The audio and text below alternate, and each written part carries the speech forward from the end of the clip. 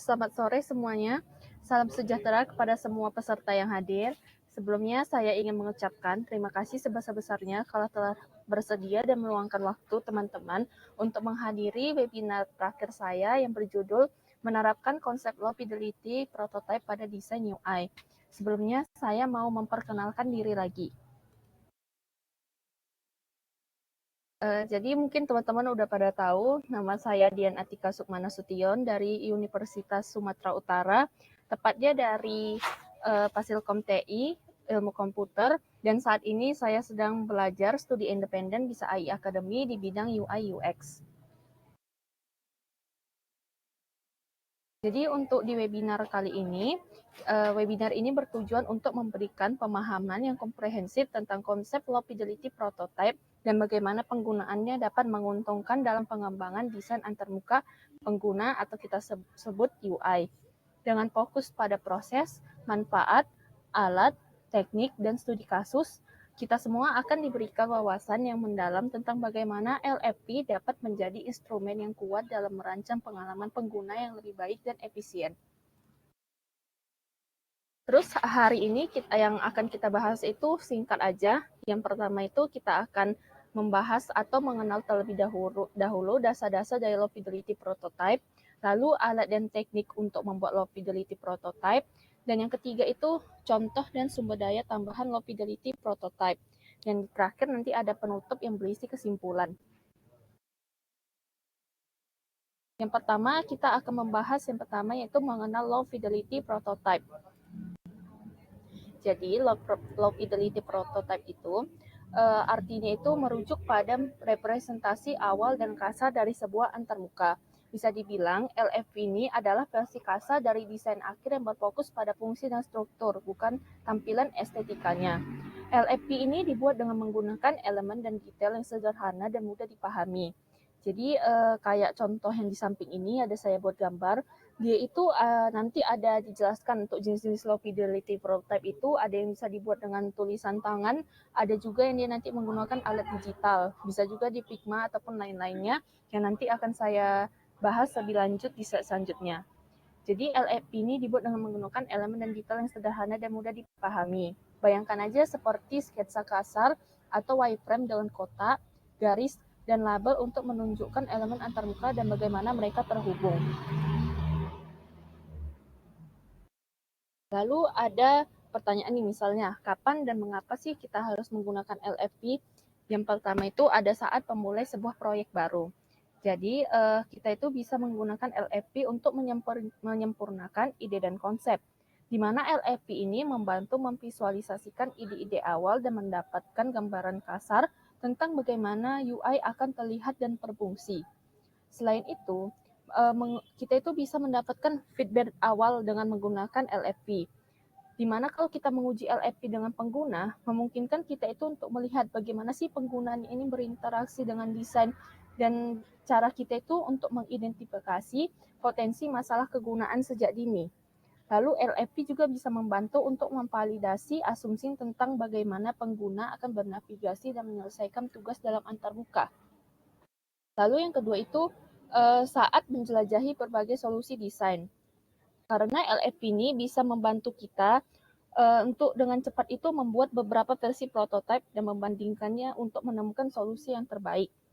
LFP ini juga bisa membantu kita untuk menguji berbagai cara pengguna berinteraksi dengan antarmuka dan mengidentifikasi alur yang paling efektif. Nah, selain itu yang terakhir ada LFP ini bisa membantu kita itu untuk memprioritaskan fitur mana yang paling penting bagi pengguna dan fokus pada pengembangannya terlebih dahulu. Lalu yang ketiga ini saat berkolaborasi dengan tim. Di saat kita berkolaborasi dengan tim, LFP ini bisa membantu anggota tim untuk memahami ide desain dengan lebih baik dan memberikan feedback yang konstruktif.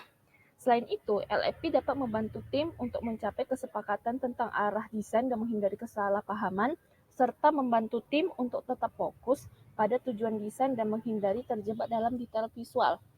Lalu yang terakhir itu ada saat memiliki keterbatasan waktu dan sumber daya, di mana LFP ini dapat dibuat dengan cepat dan mudah dengan menggunakan alat dan bahan sederhana sehingga dia bisa menghemat waktu dan biaya.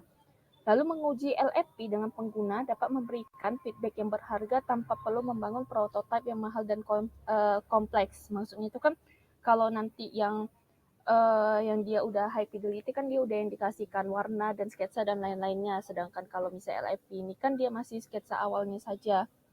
Lalu yang terakhir itu LFP ini bisa memfokuskan sumber daya pada desain akhir. Dengan memvalidasi konsep dan mengidentifikasi masalah kegunaan di awal, kita dapat memfokuskan sumber daya pada desain akhir yang lebih detail dan interaktif. Lalu next slide. Ada juga nih manfaat penggunaan dari low fidelity prototype, di mana yang pertama itu untuk menghemat waktu dan biaya, di mana kayak tadi saya bilang, LFP itu dapat dibuat dengan cepat dan mudah menggunakan alat dan bahan sederhana seperti kertas, pulpen, papan tulis, dan alat media lainnya. Lalu juga karena dia menghemat waktu dan biaya desain, dia itu memungkinkan kita untuk mendapatkan feedback awal dan menguji berbagai ide desain sebelum berinvestasi dalam pengembangan yang lebih lanjut.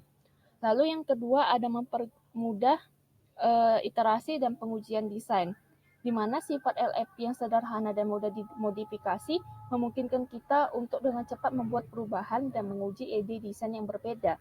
Hal ini membantu kita untuk mengidentifikasi dan memperbaiki masalah kegunaan sejak dini, sebelum kita itu sampai ke desain akhir. Lalu yang ketiga itu memfokuskan pada aspek fungsional dan usability design.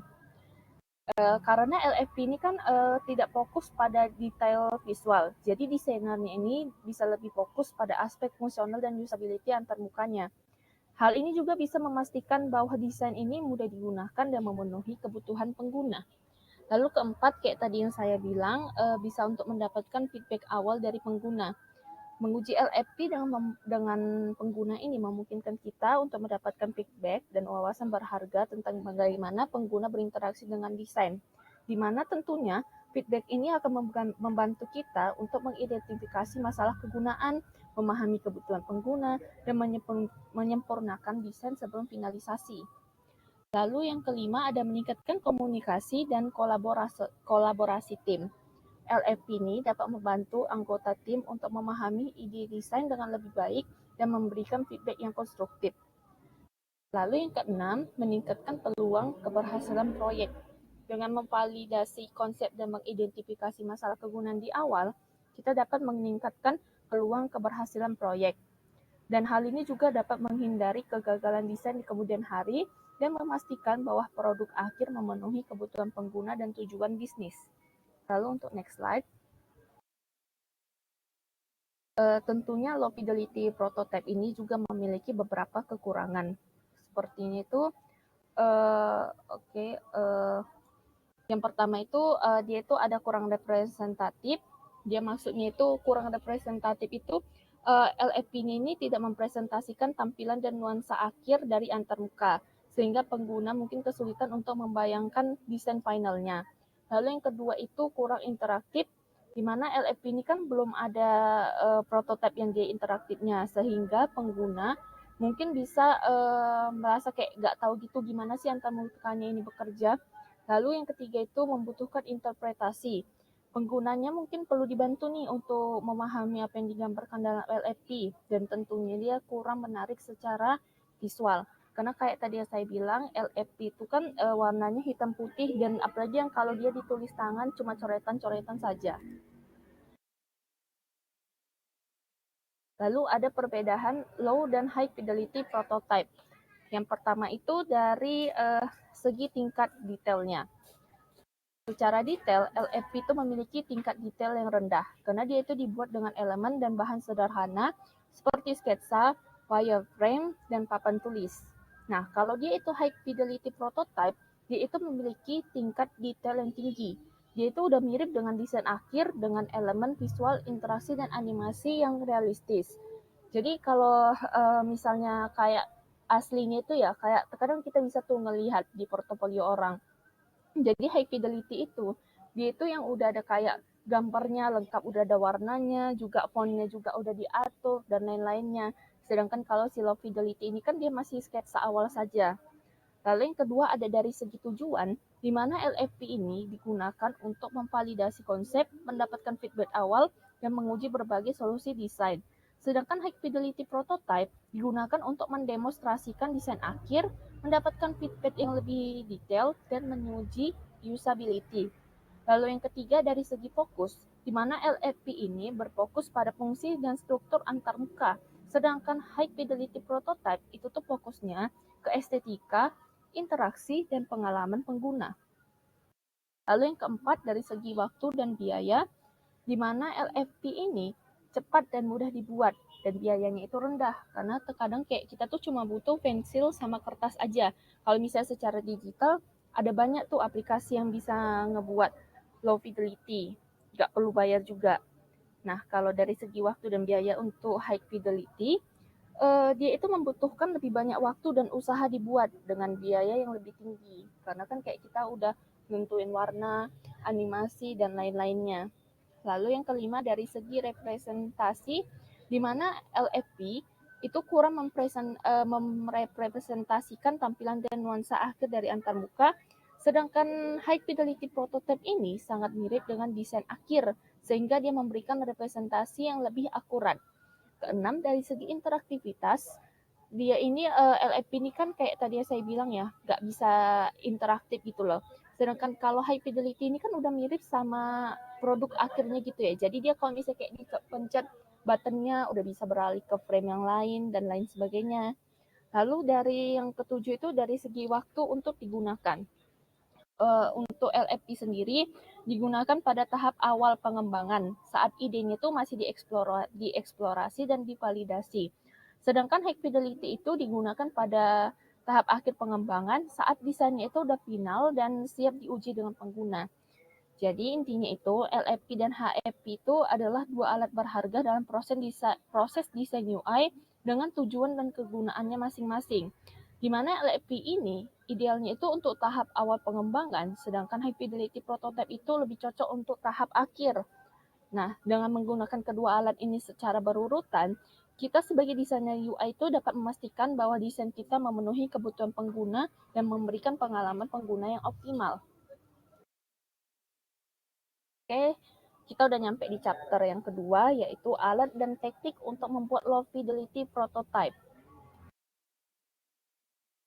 Jadi yang pertama itu ada alat tradisional ya, kayak yang saya bilang yang bukan digital.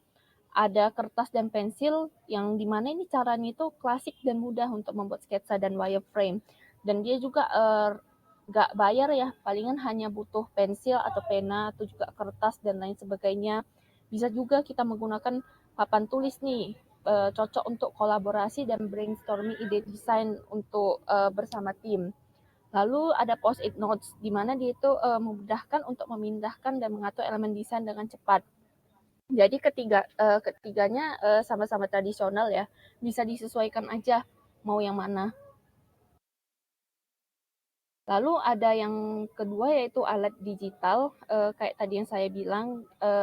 Jadi yang pertama itu ada aplikasi sketsa. Yang pertama ada Sketch, Figma, dan Adobe XD yang menawarkan berbagai alat untuk membuat wireframe dan mockup digital. Untuk saya sendiri seringnya itu kalau untuk membuat low fidelity ya, kalau dari aplikasi sketsa itu biasanya dari Figma. Kalau nggak Figma saya pakai kertas dan pensil aja karena lebih gampang. Lalu yang ketiga itu ada alat digital yaitu alat online misalnya seperti Whimsical, Miro, dan Mural.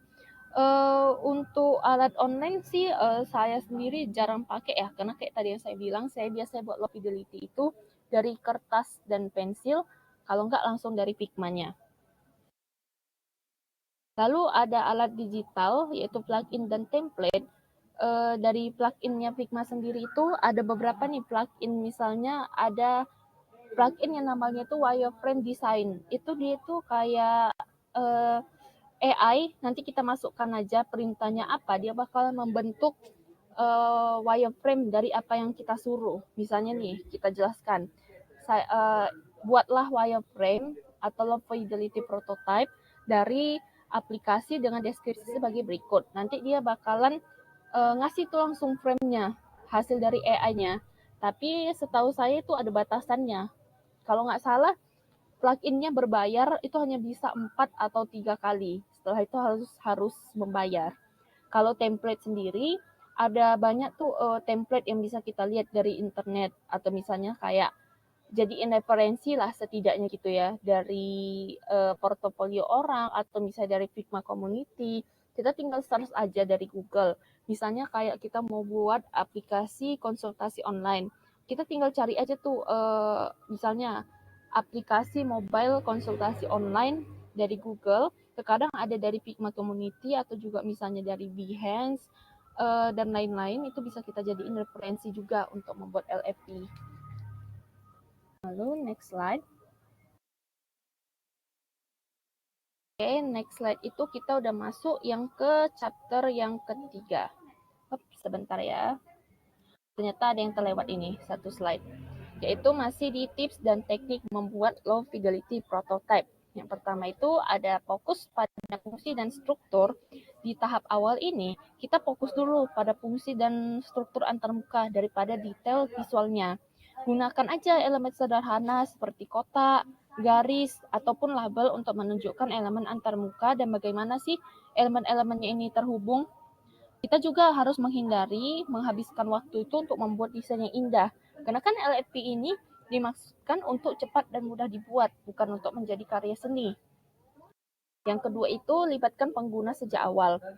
Dimana kita itu usahakan nih dapatkan feedback dari pengguna sedini mungkin.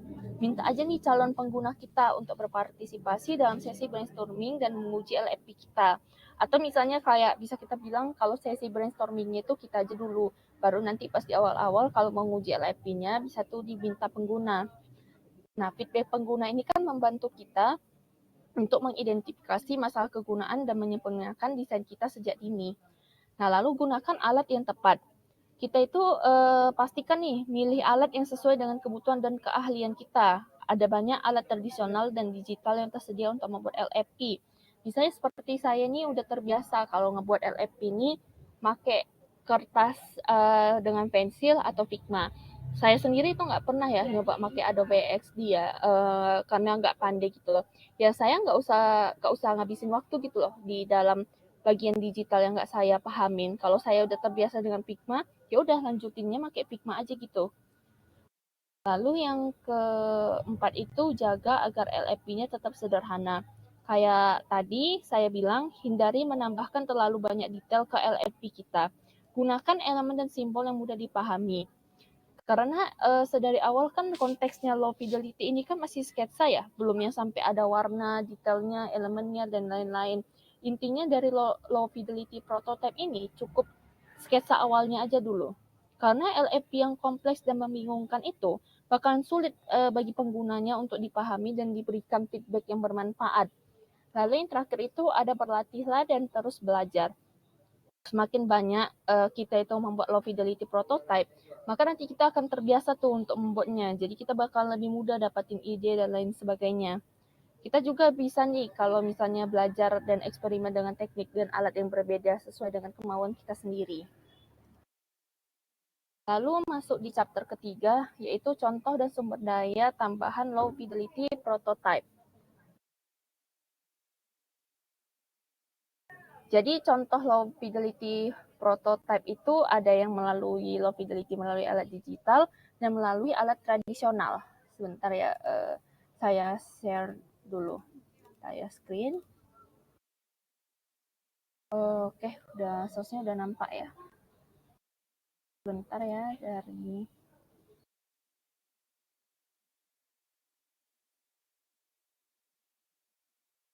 ini dia contohnya ya. Saya ada ngambil ini dari portofolio beberapa orang dari Medium dua-duanya. Di mana yang pertama itu ada studi kasus, yang pertama untuk low fidelity melalui alat digital. Ini si user yang bernama Muhammad Abdurrahman ini dia membuat aplikasi investasi pertanian. Nah, di sini bisa kita lihat nih, dia ngebuat LFP-nya menggunakan alat digital. Nah, ini ketahuan dia nggak make yang alat tradisional. Tapi ini bisa jadi mungkin dia buat dari Figma atau lain sebagainya untuk proses wireframing-nya. Nah, kalau dia yang kedua ini, yang project aplikasi Dr. Owen Solo baru, dia memang menggunakan low fidelity yang dia digital dan juga tradisional. Dia kalau tradisional, dia itu cuma kayak coretan sederhana aja, kayak garis-garis, kotak-kotak, bahkan tulisannya aja tuh dia belum ada. Hanya kayak ngasih tahu kalau di sini nanti ada gambar, mungkin di sini ada button dan lain sebagainya. Nah, lalu di sini dia itu ngubah juga nih dari yang dia tradisional menjadi digital. Nah, kalau yang digital ini dia itu udah lebih nampak ya gambarannya karena dia udah dari digital, kayak buttonnya juga udah ada tulisannya dan lain-lain. Baru nanti dari low fidelity-nya itu dia itu membuat menjadi high fidelity-nya. Nah, high fidelity-nya itu contohnya seperti ini. Dia udah ada gambar dokternya, udah ada buttonnya, warnanya juga udah ada hijau. Nah, ini dia contohnya. Udah dikasih warna, udah ada visualisasi elemen, ilustrasi, dan lain-lainnya. Oke, next slide. Aku stop sharing lagi. Nah, untuk ini sumber daya tambahan low fidelity prototype. Jadi misalnya kalau kita tuh pingin belajar low fidelity prototype ataupun kayak yang UI UX juga, yang pertama itu bisa kita lihat dari channel YouTube. Aku rekomendasi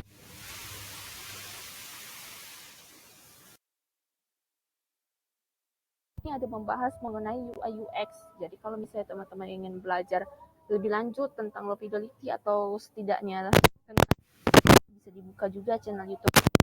Tentunya ada juga nih beberapa channel YouTube lain UX yang cukup bagus.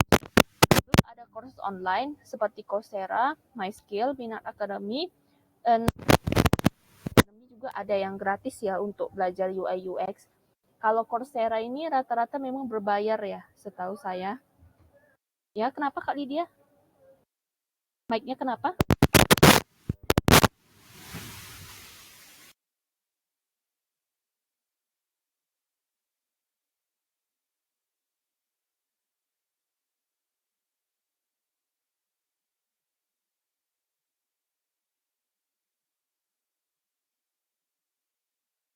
Izin ya. Kayaknya dari Kak Lydia ya, soalnya ada nanya ke lain, ini sepertinya lancar ya mic-nya ya. Dari Kak Mira, aman ya? Yang lain?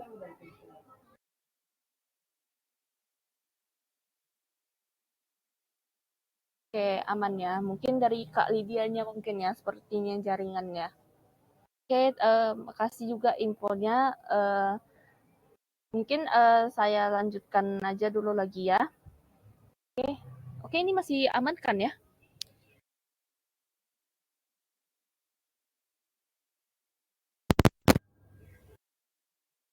Oke, aman ya, aman. Oke, aku lanjut lagi ya. Tadi nyampai di ke course online. Untuk Coursera sendiri itu berbayar ya. Ya, berbayar dan itu harganya ada yang ratusan ribu. Tapi setahu saya Coursera itu ada juga yang gratis. Ada yang gratis tapi nggak selalu ya, nggak banyak juga. Rata-rata pada bayar semua. Kalau untuk MySkill itu dia berbayar, tapi dia sering banget tuh promo. Terkadang promonya bisa lewat dari Instagram atau langsung dari website dia MySkill. Kayak kemarin itu saya dapat harganya 16 atau 17.000 untuk berapa bulan dan itu dia juga udah lengkap banget materinya di dalam, udah ada kuis dan juga video pembelajarannya. Bisa juga tuh dapat sertifikat gratis dari MySkill. Untuk Binar Academy bisa dibilang itu hampir semuanya berbayar ya. Hanya di bagian dasarnya aja yang dia itu sering promo. Promonya kalau nggak salah terakhir kali saya cek itu cuma berapa belas ribu gitu. Tapi sayangnya di Binar itu masih yang materi yang dasar. Kalau dari Bisa AI Academy itu bisa kita cek ya dari free course dari websitenya Bisa AI sendiri ada beberapa tuh course yang membahas mengenai UI UX kalau teman-teman ingin belajar lebih lanjut juga dia gratis nggak ada bayar apa-apa untuk free course tapi kalau untuk masterclass baru dia berbayar. Lalu ada webinar, webinarnya itu misalnya kayak Tampil ID, Edward, Binar Academy, Dibimbing ID, dan lain-lain. Jadi dari Tampil ID ini juga ada nih beberapa webinar yang biasanya dilakukan mungkin setiap berapa minggu sekali gitu ya. Bisa dicek langsung di Tampil ID, ada beberapa tuh webinar yang membahas tentang UI UX. Ada juga yang membahas tentang kayak di luar UI UX seperti cloud computing, bisnis, dan lain-lain. Untuk Edward sendiri ini juga sering ya ngadai webinar gratis bersertifikat. Dan Edward sering sih membuat webinar gratis mengenai UI UX. Kalau Binar Academy sebenarnya agak cukup jarang ya ngebuat webinar mengenai UI UX. Palingan sekali berapa minggu aja gitu kalau ada. Kalau di Bimbing ID juga hampir sama ya kayak Edward. Dia sering banget tuh ngebahas webinar mengenai UI UX dan tapi sayangnya di Bimbing ID ini terkadang ada yang nggak bersertifikat, ada juga yang bersertifikat. Lalu ada website atau blog seperti Medium, Dribble, Pinterest, dan lain-lain.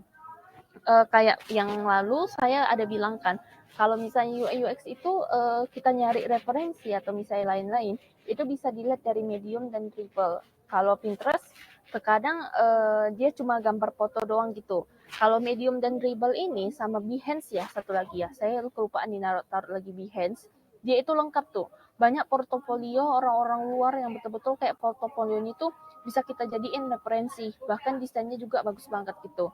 Aku juga sering banget gitu ngambil referensi itu dari beberapa portofolio orang karena bagus-bagus. Lalu ada sosial media di mana ada Instagram, LinkedIn, TikTok, dan lain-lain.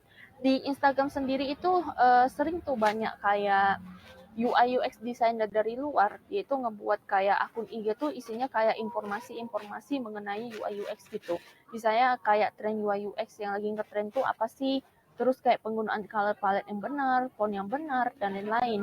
Nah dari LinkedIn tuh juga kalau misalnya nih kita ngefollow kayak akun UI UX designer, orang luar juga banyak tuh kayak ngepost kayak tips-tips dalam UI UX, misalnya kayak apa yang lagi ngetren, font-font apa yang bagus, warna color palette, dan lain-lain. Untuk TikTok juga banyak tuh untuk desain-desain, bisa teman-teman lihat. Misalnya kayak butuh aset dari Canva ke UI UX. Nah, banyak tuh aset Canva yang dikasih tahu dari TikToker. Gampang kok, tinggal cari aja tuh aset Canva, nanti bakalan muncul banyak. Oke, udah nyampe di kesimpulan. Sebelumnya aku mau nanya dulu nih, kira-kira dari semua penjelasan aku yang tadi, ada yang ingin bertanya nggak ya? Mungkin bisa on mic atau misalnya kalau mau ketik juga boleh. Kalau misalnya nggak ada pertanyaan, boleh langsung diketik aja.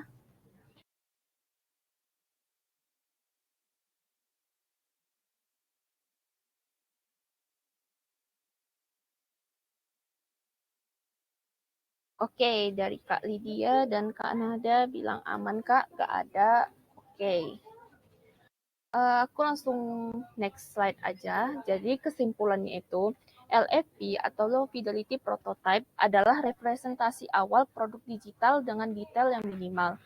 Penting digunakan pada tahap awal pengembangan untuk menguji konsep dan fungsionalitas dengan cepat.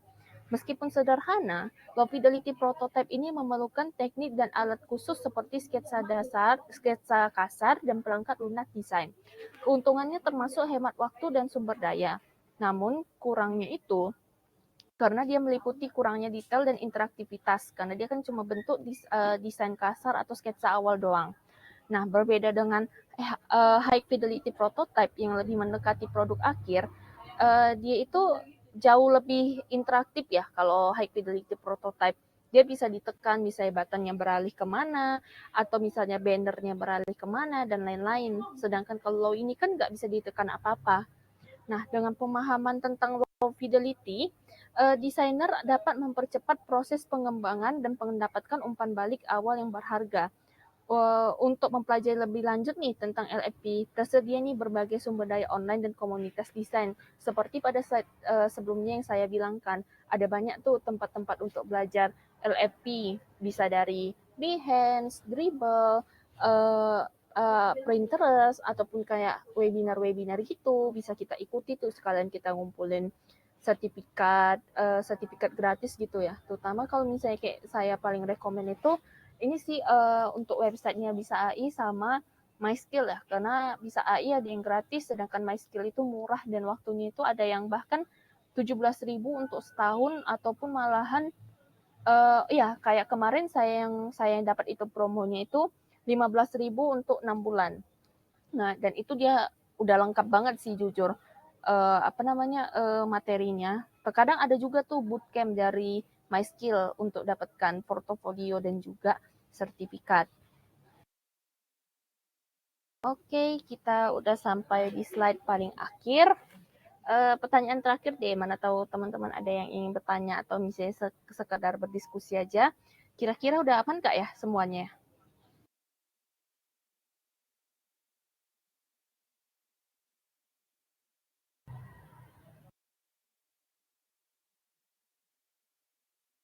Oke, terima kasih atas responnya. Oke, udah aman ya. Oke, jadi ini udah siap ya webinar kita ya. Tentunya aku mau ngucapin terima kasih banyak dulu ke teman-teman nih yang udah berhadir ke webinar aku. Apalagi yang udah berhadir dari webinar pertama aku sampai webinar yang terakhir ini. Demikian hasil dari webinar saya. Jika saya ada tadi kesalahan seperti kesalahan pengucapan dan lain-lain, saya mohon maaf. Terima kasih semuanya. Selamat sore.